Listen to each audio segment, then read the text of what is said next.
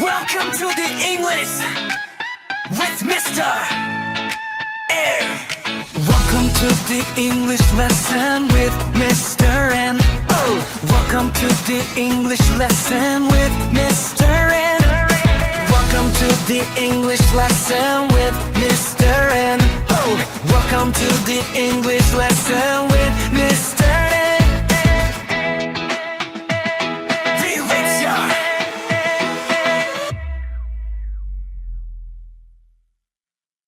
Hello everyone, welcome to the English lesson with Mr. N. Today we're going to figure out how to take your best memories, those really fun, exciting moments, and turn them into awesome stories that you can share with absolutely anyone. So, think about it for a second. What's your favorite memory? Is it an amazing holiday you went on? Maybe a time you won a big game? Or maybe just a super silly moment with your friends in class that still makes you laugh? Well, whatever it is, today we're going to learn exactly how to share those memories as great stories. So how do we do that?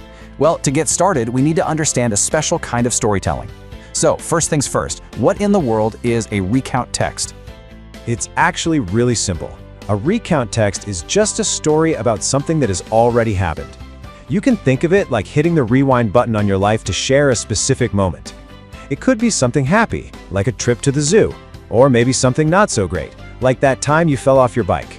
Basically, if you are retelling a memory, you're writing a recount text.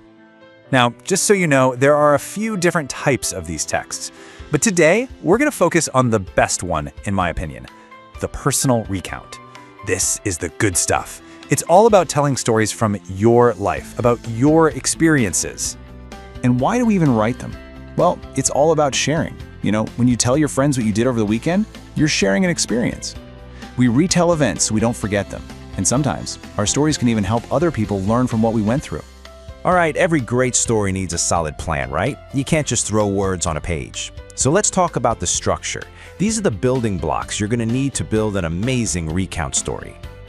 Okay, probably the easiest way to remember the structure is to think of your story like this train right here. It has three main parts. First, you've got the engine. That's your introduction. That gets everything moving.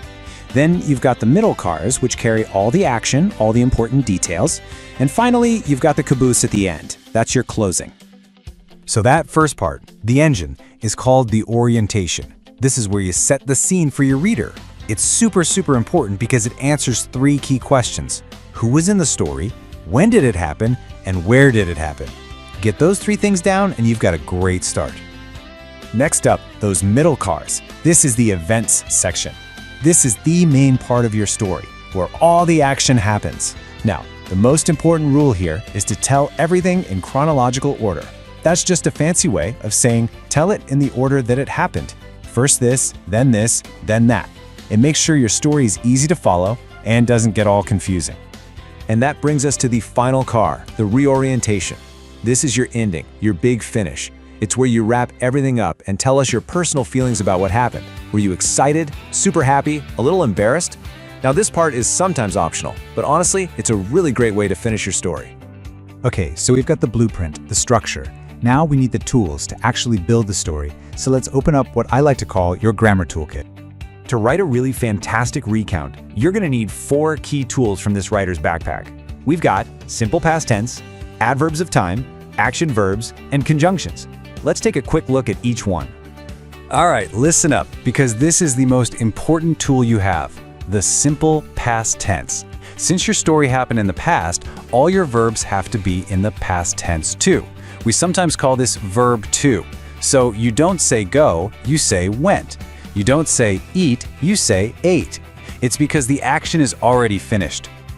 Your other tools help your story flow really smoothly. We've got adverbs of time, like yesterday or last week, which tell us when everything happened. Then we have conjunctions, words like first, then, and finally. These are like glue. They stick your sentences together and guide your reader through the story, making sure all the pieces fit perfectly. All right, enough with the theory. We've talked about the structure, we've talked about the tools. Now let's see how it all works in action by looking at a real story together.